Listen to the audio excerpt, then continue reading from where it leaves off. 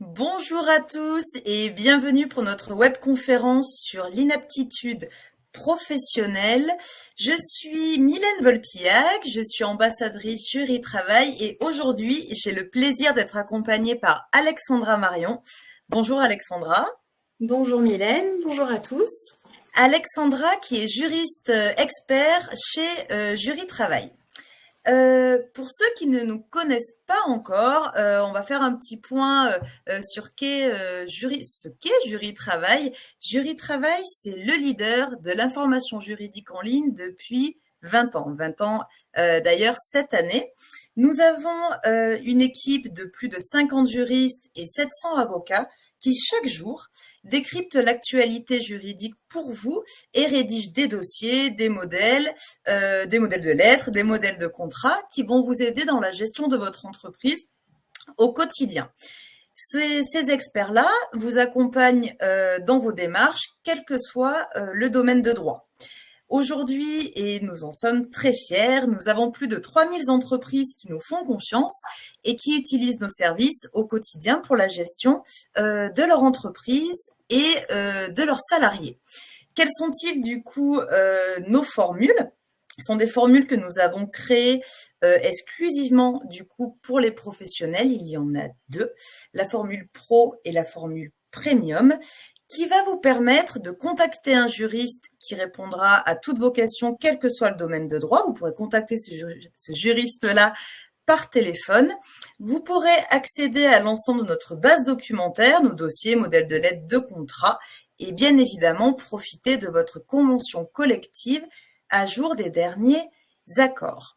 Je vous invite vivement à l'issue de notre webconférence à aller sur le site de Jury Travail où Elodie vous enverra directement le lien dans le chat, découvrir nos solutions et choisir la formule qui vous convient le mieux et correspond le mieux du coup à votre entreprise. Nous allons du coup pouvoir rentrer dans le vif du sujet, le sujet qui nous intéresse aujourd'hui, à savoir l'inaptitude professionnelle. Petit tour un petit peu sur le contexte. Suite à un arrêt de travail pour maladie ou un accident, une maladie professionnelle ou un accident de travail, votre salarié peut être déclaré inapte. Dans ce cas-là, quel est le mode opératoire à suivre pour vous, employeur? Quelles sont vos obligations? Que signifie la procédure de reclassement? En quoi elle consiste? Et à l'issue, comment se déroule un licenciement pour inaptitude et quel est le coût, bien évidemment, pour vous de ce licenciement-là? Nous verrons donc ça avec Alexandra. Nous allons détailler l'ensemble des procédures dans 6 grandes parties. La première, qu'est-ce que l'inaptitude déjà à son poste de travail? Où Alexandra va nous donner une définition de l'inaptitude pro et de l'inaptitude, je vais y arriver, non professionnelle. Ensuite, nous parlerons de la déclaration d'inaptitude par le médecin du travail, suivi d'une partie complète sur l'obligation de reclassement. Quel type d'emploi vous pouvez proposer aux salariés? Êtes-vous tenu de le former? Devez-vous consulter le CSE? Comment formaliser cette obligation de reclassement? Dans une 4e grande partie, nous aborderons la procédure de licenciement. Ensuite, le licenciement du salarié inapte qui a refusé cette fois la proposition de reclassement. Et en dernière partie, nous allons faire un petit vrai-faux. Nous allons aborder vraiment des questions qui peuvent arriver à chaque entreprise et Alexandra nous y répondra. Alexandra, du coup, si tu le veux bien, nous allons pouvoir débuter. Sachez que si vous avez des questions pendant la webconférence, n'hésitez surtout pas à les poser dans l'onglet en bas à droite de votre écran questions. Nous y répondrons en fin de webconférence. Alexandra, si tu le veux bien, nous allons pouvoir y aller avec notre première grande partie qui est qu'est-ce que l'inaptitude à son poste de travail? Et peux-tu nous donner une définition, s'il te plaît? Alors, l'inaptitude à son poste de travail, elle peut se définir comme l'impossibilité physique ou mentale d'un salarié à occuper son poste. Cette impossibilité, elle peut résulter notamment d'un accident ou d'une maladie dont l'origine peut être professionnelle ou non. Seul le médecin du travail va pouvoir constater l'inaptitude d'un salarié. Ça veut dire que le médecin traitant ne délivre pas d'avis d'inaptitude, auquel cas, s'il le fait, l'avis ne sera pas valable aux yeux de l'employeur. Cette inaptitude, elle peut aussi être constatée soit à la suite d'un arrêt de travail, mais également à n'importe quel moment au cours de l'exécution du contrat de travail. Elle ne fait pas forcément suite à un arrêt de travail. Le salarié peut être déclaré partiellement inapte à reprendre son travail ou totalement inapte selon les conséquences que l'accident ou la maladie a sur son état de santé. Et l'inaptitude peut également être temporaire ou définitive. Merci beaucoup Alexandra. Peux-tu nous donner maintenant les différences entre l'inaptitude professionnelle d'une part et la non professionnelle ? Alors, la différence entre l'inaptitude pro et l'inaptitude non professionnelle, elle réside dans un premier temps dans l'origine de l'inaptitude.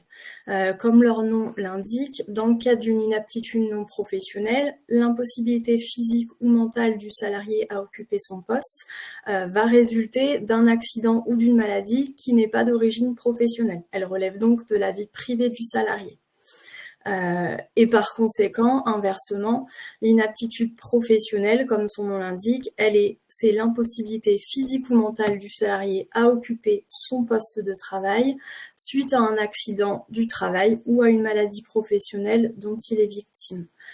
Il y a un autre point aussi qui permet de différencier les deux, c'est le montant des indemnités qui vont être versées en cas de licenciement du salarié inapte. Mais nous y reviendrons un petit peu plus tard dans la webconférence. Merci Alexandra. Nous allons pouvoir passer à notre deuxième grande partie sur la déclaration d'inaptitude par le médecin du travail. Peux-tu nous expliquer un petit peu cette procédure ? Alors, oui. Donc, comme on a expliqué un petit peu précédemment, donc seul le médecin du travail va pouvoir rendre un avis d'inaptitude. Donc, ça veut dire que le médecin traitant ne peut pas le rendre, ni même un autre professionnel des services de santé au travail. Donc, par exemple, un infirmier de l'AIST ne pourra pas rendre cet avis d'inaptitude. L'avis d'inaptitude, il va pouvoir être délivré à l'occasion de n'importe quel examen médical devant le médecin du travail. Donc, il peut tout à fait être rendu lors d'un examen médical que vous avez vous-même sollicité.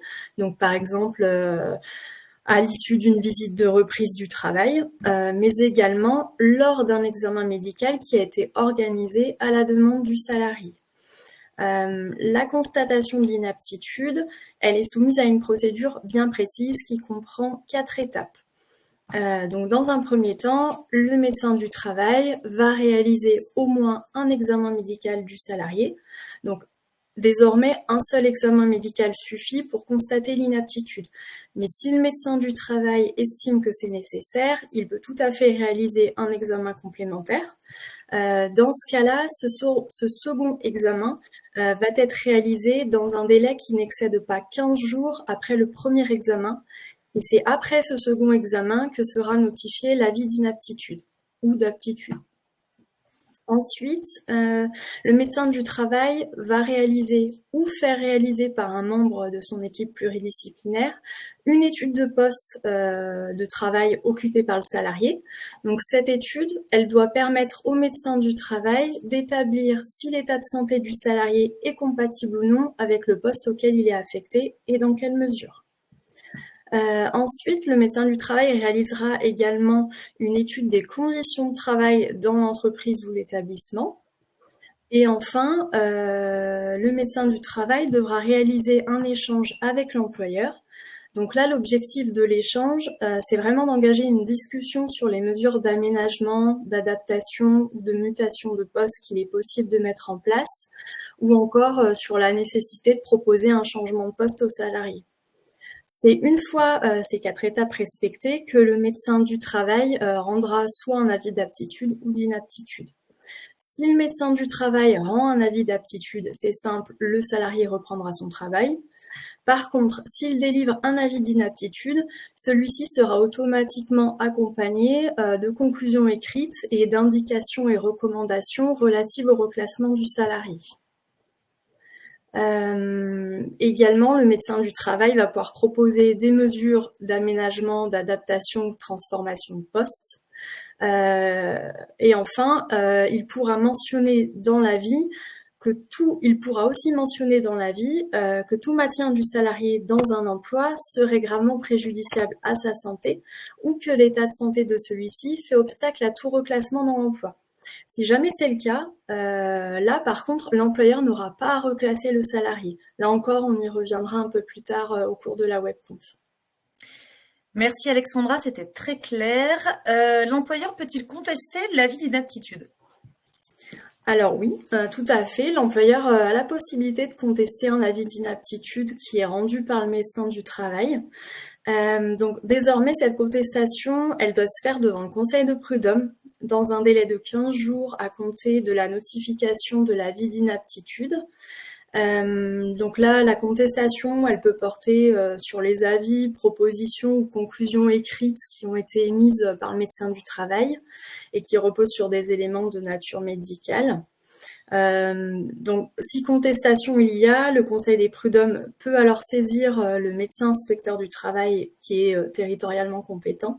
Et donc là, ce médecin inspecteur du travail sera chargé d'éclairer le Conseil des prud'hommes sur les questions de fait qui relèvent de sa compétence. L'employeur va lui aussi pouvoir demander à ce que les éléments médicaux qui ont fondé l'avis d'inaptitude soient notifiés à un médecin que l'employeur aura mandaté à cet effet. Et donc là aussi, le médecin que l'employeur aura mandaté pourra apporter sa contribution pour aider le conseil de prud'homme à prendre sa décision. Donc là, le conseil de prud'homme, dans ce cas-là, il va statuer selon ce qu'on appelle une procédure accélérée au fond. Donc c'est une procédure qui est très rapide. Et la décision qui va être rendue par le CPH, elle va se substituer à l'avis et aux conclusions qui avaient été rendues par le médecin du travail. Par contre, il faut savoir que cette procédure accélérée au fond devant le CPH, elle n'est plus gratuite depuis le 1er janvier 2017.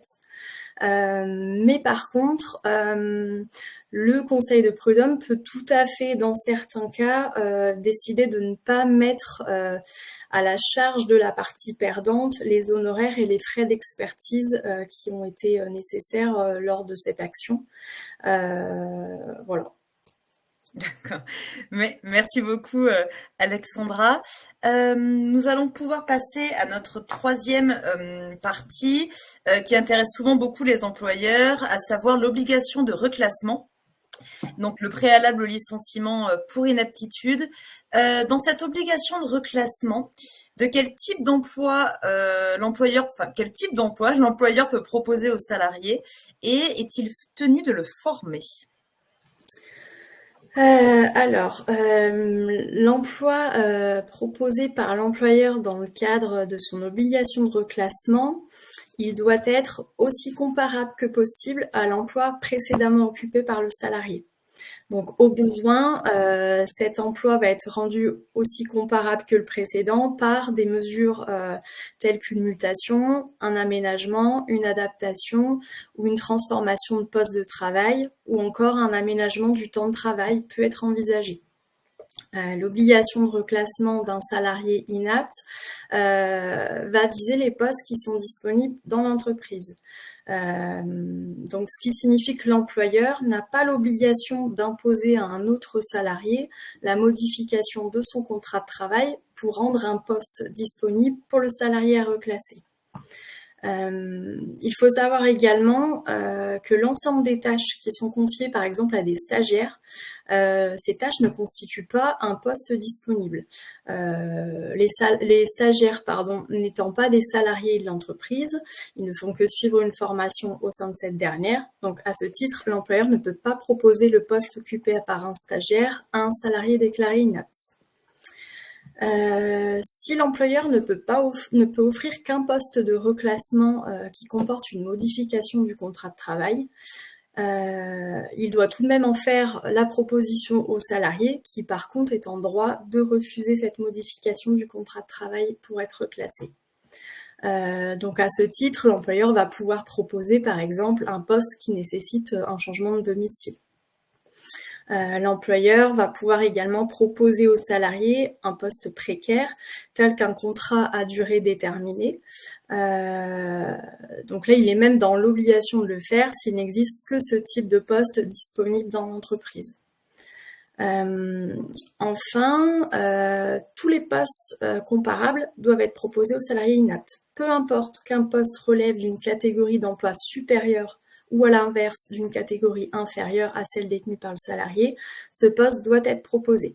À partir du moment où le poste, dans ses caractéristiques, est aussi comparable que possible à celui qui était occupé antérieurement par le salarié, ce type de poste doivent être proposés également.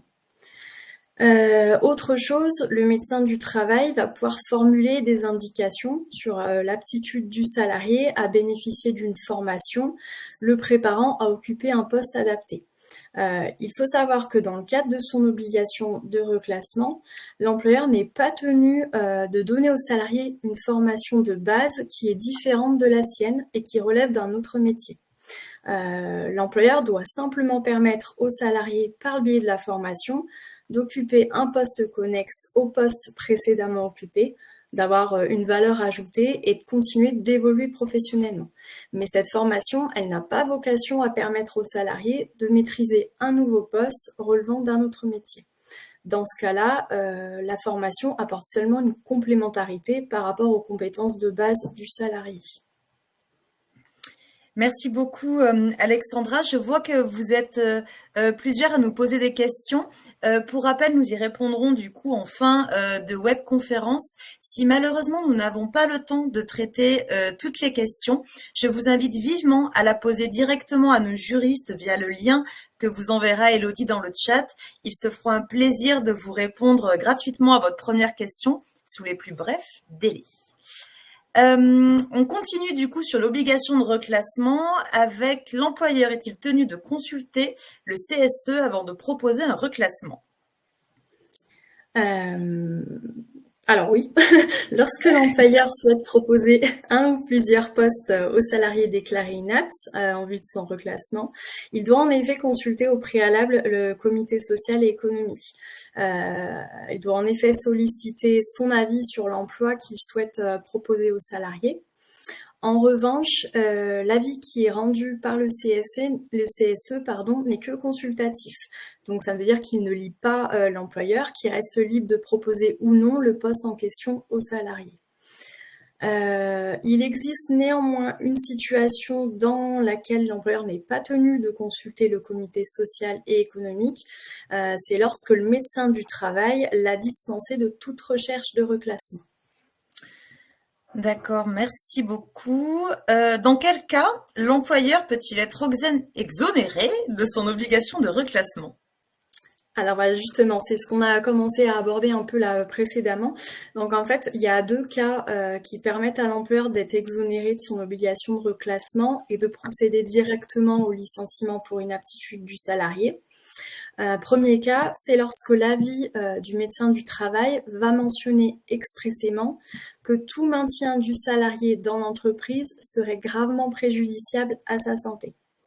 Et deuxième cas, ça va être lorsque l'avis d'inaptitude du médecin du travail mentionne expressément que l'état de santé du salarié fait obstacle à tout reclassement dans un emploi. Il est indispensable que la mention figurant sur l'avis d'inaptitude soit l'une de celles que je viens de vous mentionner à l'instant, et ce, au mot près.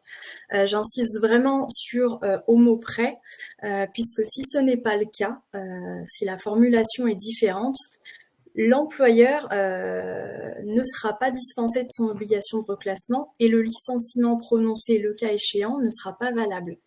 Je vais vous donner un exemple un peu plus concret. Ça va être le cas, par exemple, si l'avis d'inaptitude comporte la mention tout maintien du salarié dans un emploi dans cette entreprise serait gravement préjudiciable à sa santé, et non que tout maintien dans un emploi serait gravement préjudiciable à sa santé.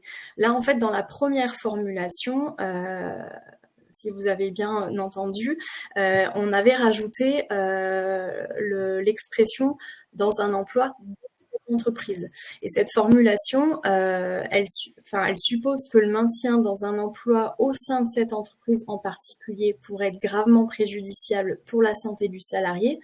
Néanmoins, ça ne signifie pas que le salarié ne peut pas être placé dans un emploi au sein d'une autre entreprise. D'ailleurs, ce sera notamment le cas, par exemple, dans le cadre d'un groupe qui est composé de plusieurs entreprises. Une telle formulation sur l'avis d'inaptitude n'empêche pas le reclassement du salarié dans un emploi au sein d'une autre entreprise du groupe. Merci beaucoup. Et comment on la formalise, cette proposition de reclassement ? Alors, le Code du travail n'exige pas que les propositions de reclassement soient faites par écrit. Par contre, le fait de ne pas proposer aux salariés les postes par écrit ne suffit pas à déduire que l'employeur n'a pas respecté son obligation de reclassement. Par contre, pour des raisons de preuve, il est quand même recommandé de formaliser les offres de reclassement par écrit afin de justifier de la réalité des recherches qui ont été effectuées. Par contre, lorsque l'offre de reclassement entraîne une modification du contrat de travail du salarié, là, dans ce cas-là, l'employeur doit respecter le régime applicable à une telle modification et obtenir l'accord express du salarié. Il est vraiment indispensable dans ce cas-là de formaliser l'accord du salarié par écrit. Donc, concrètement, il faudra rédiger un avenant au contrat de travail. En revanche, lorsque la proposition de reclassement ne constitue qu'un simple changement des conditions de travail, dans ce cas-là, aucune procédure particulière en termes de formalisme n'est applicable. Merci beaucoup Alexandra. Et je le rappelle pour nos nouveaux arrivants, bonjour à ceux qui viennent de nous rejoindre. Vous recevrez le replay du coup de la webconférence avec toutes les indications qu'a déjà dit Alexandra dans les prochains jours par mail. L'employeur doit-il prouver le sérieux de ses recherches de reclassement en cas de contestation du salarié ? Alors, en cas de contentieux, il incombe à l'employeur de prouver qu'il a respecté son obligation de reclassement et effectuer des recherches loyales et sérieuses. Il est donc indispensable de conserver le maximum de preuves des démarches accomplies pour tenter de reclasser le salarié. Donc, pour que l'employeur soit considéré comme ayant rempli son obligation de reclassement, la proposition de reclassement doit correspondre à un emploi compatible avec les capacités du salarié, mais également avec les conclusions écrites du médecin du travail. L'employeur ne doit donc pas simplement faire des propositions de poste au hasard. Le sérieux de ces recherches, il va s'apprécier également au regard des précisions et des informations pratiques qui sont délivrées sur le poste proposé en reclassement. Donc, l'employeur qui propose un poste de reclassement sans préciser les conditions d'emploi, la rémunération, les horaires de travail du poste, dans ce cas-là, on va pouvoir considérer qu'il manque à son obligation de reclassement. Les recherches, enfin les propositions n'étant pas assez précises. Enfin, la preuve de votre obligation de reclassement, elle va résulter aussi des efforts que l'employeur a accomplis pour adapter, transformer ou effectuer des mutations sur le poste du salarié. Si l'employeur n'est pas en mesure de justifier qu'il a envisagé un quelconque aménagement de poste ou du temps de travail,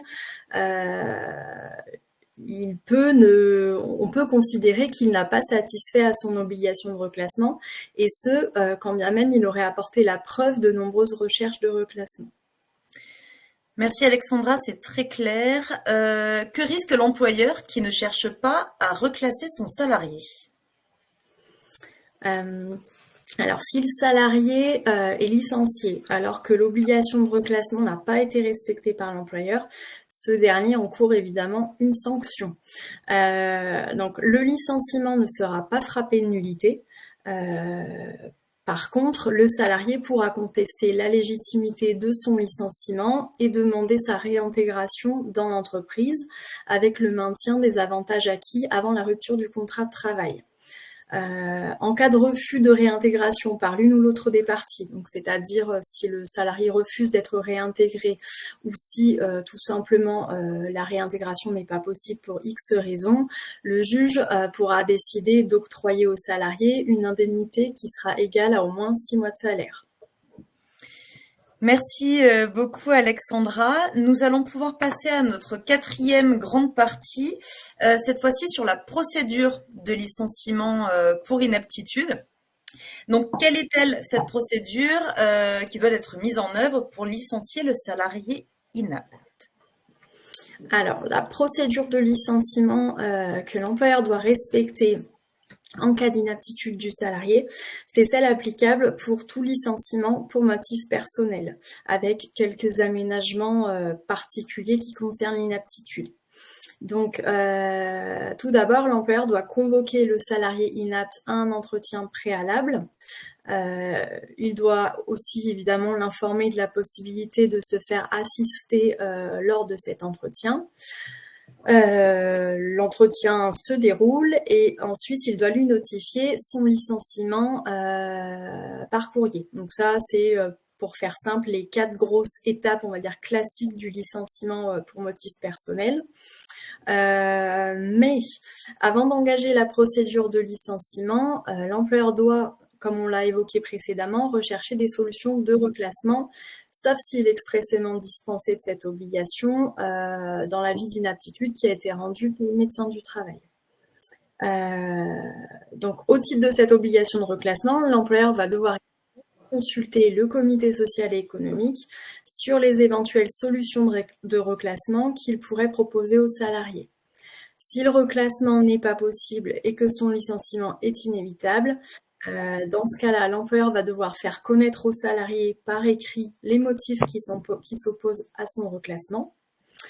Et dernière précision importante qui concerne aussi les salariés protégés, si il s'agit du licenciement d'un salarié protégé, l'employeur ne peut mettre en œuvre la procédure de licenciement qu'après avoir obtenu l'autorisation de l'inspecteur du travail. Merci Alexandra, c'est très clair.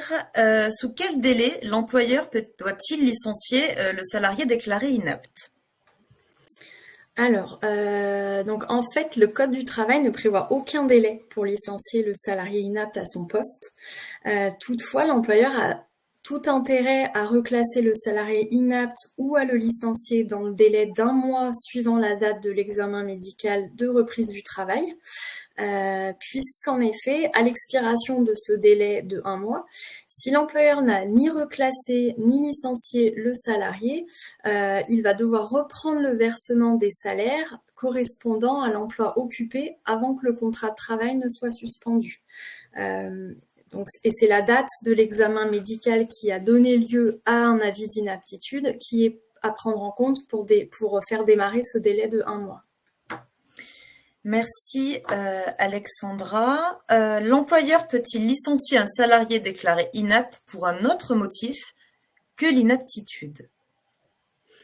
Alors, lorsque le salarié est déclaré inapte, il n'est pas possible pour l'employeur de le licencier pour un autre motif.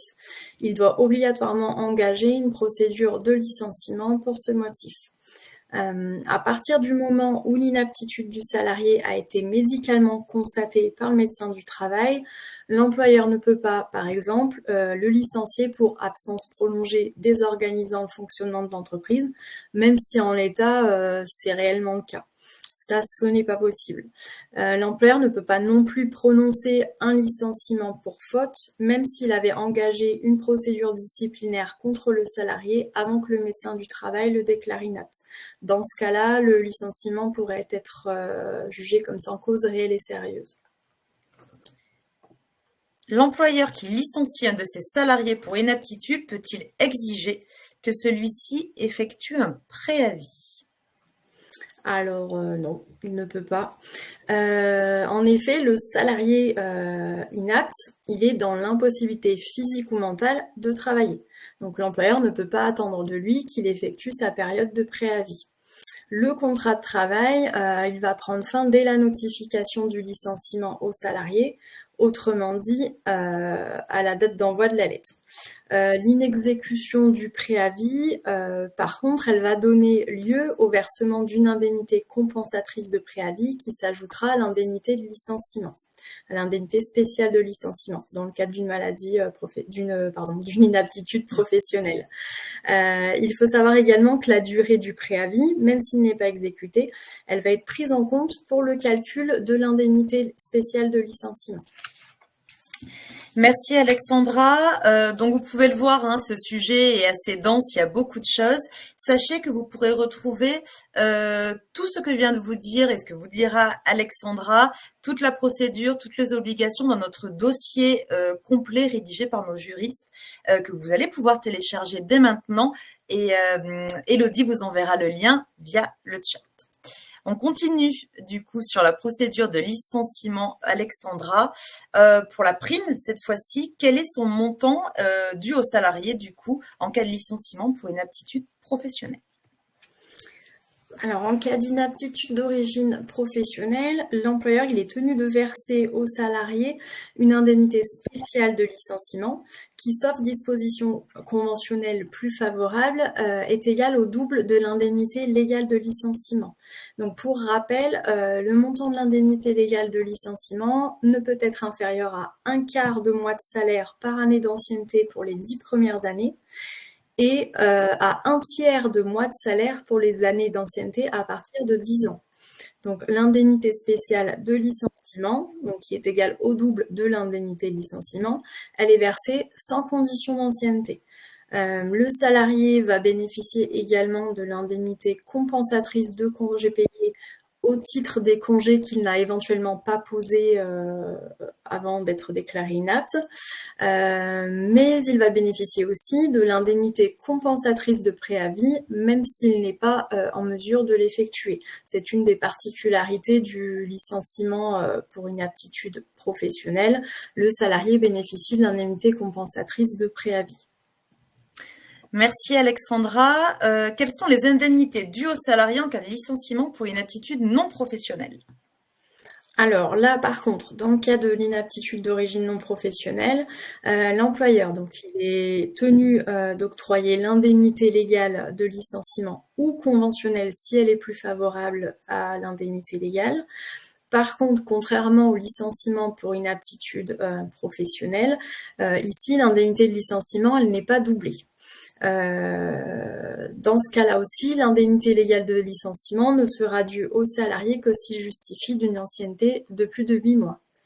Là encore, le salarié va bénéficier d'une indemnité compensatrice de congés payés s'il n'a pas pris tous ses congés avant son licenciement. Par contre, il ne va pas percevoir l'indemnité compensatrice de préavis. C'est là une des différences avec l'inaptitude professionnelle. Dans le cadre de l'inaptitude non professionnelle, le salarié n'a pas le droit à l'indemnité compensatrice de préavis. Par contre, la durée du préavis va bien être prise en compte pour le calcul de l'indemnité légale de licenciement. Merci beaucoup Alexandra. Et dernière question de notre 4e grande partie. L'employeur peut-il conclure une rupture conventionnelle avec un salarié inapte?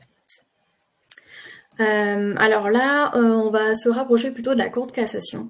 Donc la Cour de cassation, elle a confirmé que sauf en cas de fraude ou de vice du consentement, il était tout à fait possible de conclure une convention de rupture avec un salarié déclaré inapte à son poste à la suite d'un accident du travail.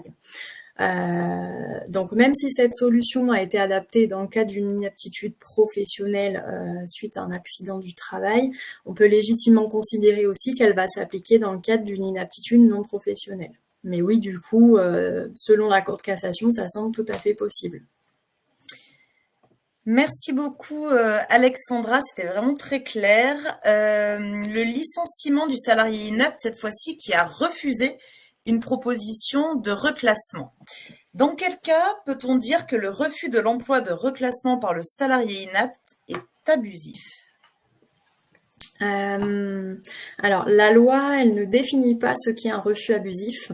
Les juges, dans ce cas-là, vont vraiment faire une appréciation au cas par cas en fonction des circonstances. Donc, je peux vous donner quelques exemples où les juges ont estimé que le refus du salarié était abusif. Ça a notamment été le cas lorsque plusieurs propositions de reclassement qui étaient conformes aux capacités physiques du salarié lui avaient été faites et qu'il n'a pas pris la peine d'y répondre. Là, la Cour de cassation a considéré que ce refus, on va dire implicite, était abusif. Ensuite, ça peut également être le cas lorsque le poste a été refusé sans motif légitime par le salarié, alors qu'il correspondait aux capacités physiques de celui-ci, selon les indications qui avaient été faites par le médecin du travail. Et sachant que ce poste qui avait été proposé était aussi comparable que possible au poste qui était précédemment occupé par le salarié. Donc le refus, il peut être explicite ou non, et le silence du salarié emporte refus de la proposition qui lui a été faite. D'accord. Un employeur peut-il licencier un salarié en raison de son refus du poste de reclassement proposé? Alors, l'employeur peut en effet rompre le contrat de travail du salarié inapte s'il justifie du refus par celui-ci de l'emploi proposé. Dès lors que l'employeur a loyalement proposé au salarié un emploi approprié à ses capacités, aussi comparable que possible à l'emploi précédemment occupé, donc comme on l'a dit tout à l'heure, aux besoins de mesures telles que des mutations, aménagements, adaptations. Et à partir du moment où il prend aussi en compte les préconisations et les indications du médecin du travail, dans ce cas-là, l'obligation de reclassement est réputée satisfaite. Par conséquent, le refus d'un tel poste suffit à motiver le licenciement pour inaptitude sans que l'employeur ait besoin de rechercher ou de proposer d'autres postes. Un seul refus suffit. Merci Alexandra. Quelles sont les conséquences financières, cette fois-ci en cas de refus abusif d'un poste de reclassement? Alors, le refus abusif du poste proposé ne va pas permettre de licencier le salarié pour faute grave. Par contre, il peut avoir des conséquences sur les indemnités de licenciement qui vont lui être versées. En effet, lorsque le refus du salarié est abusif, l'employeur n'a pas à verser au salarié l'indemnité compensatrice de préavis ni l'indemnité spéciale de licenciement. Donc l'employeur, il va devoir verser l'indemnité légale de licenciement, mais il n'aura pas à doubler le montant de celle-ci, ce qui doit normalement être le cas lorsqu'on licencie un salarié pour une aptitude professionnelle. Merci Alexandra. Nous arrivons à notre dernière partie avant de répondre à vos questions. Il y a vraiment pas mal de questions, donc on va tenter après le vrai faux de répondre à un maximum d'entre elles. Je vous rappelle que si nous n'avons pas pu répondre à votre question, vous pouvez les poser directement à nos juristes via le lien que vous avez envoyé, Élodie, dans le chat. Ils seront ravis de vous répondre le plus rapidement possible. Donc là, nous allons attaquer notre partie sur les vrais faux, donc dans vraiment des situations que vous pouvez rencontrer au quotidien.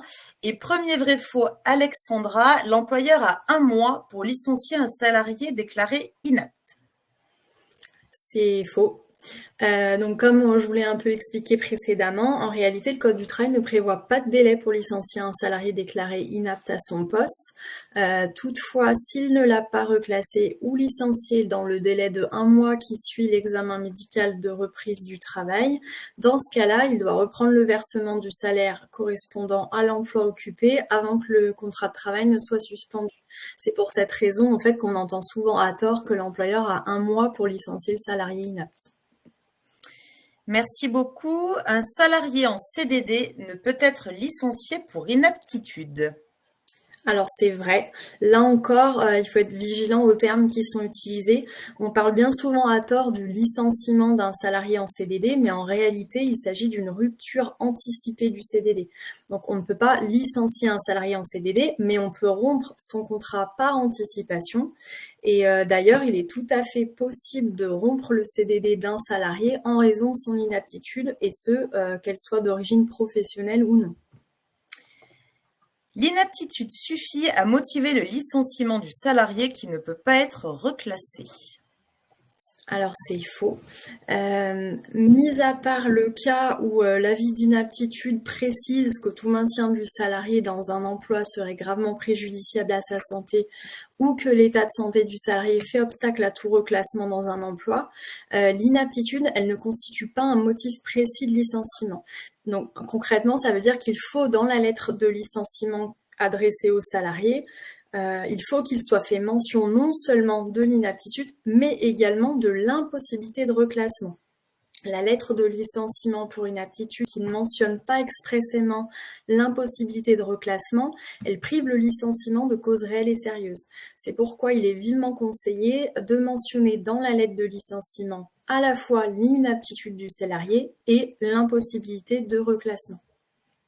Merci beaucoup Alexandra. L'employeur peut demander des dommages et intérêts à un tiers lorsque ce dernier est à l'origine de l'inaptitude du salarié. Alors c'est vrai. L'inaptitude d'un salarié fait suite à des blessures qui ont été infligées par un tiers, l'employeur a la possibilité de demander à ce tiers des dommages et intérêts pour réparer le préjudice qu'il subit du fait de la désorganisation de l'entreprise en raison du licenciement du salarié inapte.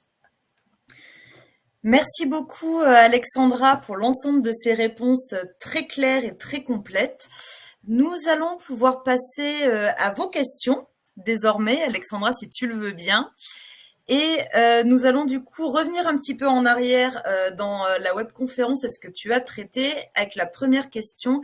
L'examen médical est-il obligatoire ou des rapports du médecin traitant suffisent? Alors pour qu'un salarié soit reconnu comme inapte, c'est ce que j'expliquais un peu plus tôt dans la webconférence, il faut obligatoirement que cette inaptitude elle soit constatée par le médecin du travail selon la procédure que je vous ai expliquée un peu plus tôt, notamment par le biais d'un examen médical. Et du coup, j'ai oublié la deuxième partie de la question. Ou les rapports du médecin traitant suffisent? Ah oui, ben non, du coup, non, les rapports du médecin traitant ne suffiront pas. C'est voilà, comme je vous l'ai expliqué, c'est vraiment le médecin du travail qui va constater l'inaptitude et le médecin traitant n'a pas à intervenir dans cette procédure-là. Donc, peu importe l'avis qu'il va pouvoir délivrer, il n'aura pas d'impact sur la reconnaissance de l'inaptitude par le médecin du travail.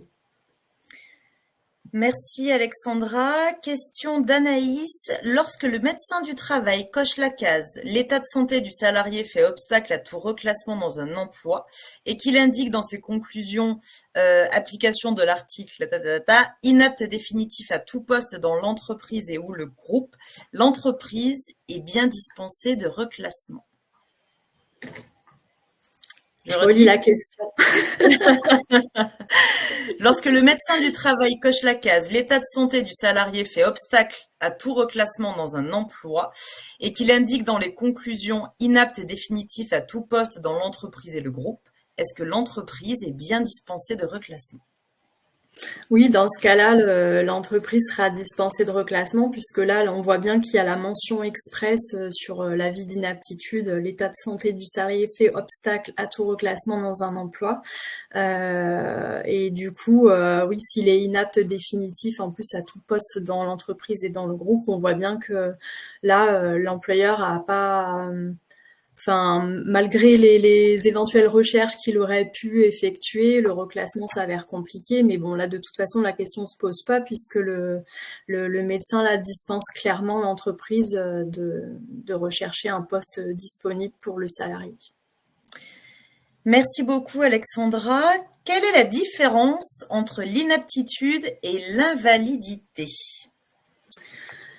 Alors, donc là, comme je vous l'ai expliqué juste avant, l'inaptitude, elle est reconnue par le médecin du travail uniquement, alors que l'invalidité, elle est constatée par le médecin conseil de la caisse primaire d'assurance maladie. L'invalidité, elle va être déclarée lorsque la capacité de travail du salarié est réduite et ce, en raison d'une maladie ou d'un accident dont l'origine n'est jamais professionnelle. Et le classement en invalidité du salarié, il ne va pas avoir de conséquences directes sur le contrat de travail, pardon. C'est une notion de droit de la sécurité sociale et non de droit du travail, l'invalidité. Et le classement en invalidité, il obéit à une finalité qui est distincte et à un régime juridique vraiment différent de l'inaptitude. Et d'ailleurs, qui dit invalidité ne veut pas forcément dire qu'il y a inaptitude. Un salarié en invalidité n'est pas forcément inapte au travail. Et inversement, un salarié inapte au travail ne bénéficie pas systématiquement d'une pension d'invalidité. Les deux choses n'ont vraiment rien à voir. Et il faut savoir que si le salarié inapte est également classé en invalidité, ça peut arriver, l'employeur doit tout de même rechercher des possibilités de reclassement pour le salarié, sauf si évidemment il est dispensé par le médecin du travail via l'une des deux mentions expresses sur l'avis d'inaptitude. Mais même si il y a aussi inaptitude plus invalidité, l'employeur n'est pas dispensé de recherche de reclassement. Merci beaucoup Alexandra. Quelles indemnités doit verser l'employeur en cas de rupture du CDD pour inaptitude? Donc en cas de rupture du CDD prononcé pour inaptitude, en cas de rupture anticipée pour inaptitude, dans ce cas-là, le salarié en CDD a droit à une indemnité dont le montant ne peut pas être inférieur à celui de l'indemnité légale de licenciement. En fait, la règle est la même que pour le salarié en CDI. Et le montant de l'indemnité légale sera doublé. Et en plus, il aura également droit à l'indemnité de précarité qui correspond généralement à 10% des rémunérations versées au cours du contrat. Et donc, cette indemnité de précarité va s'ajouter à cette indemnité spécifique de licenciement.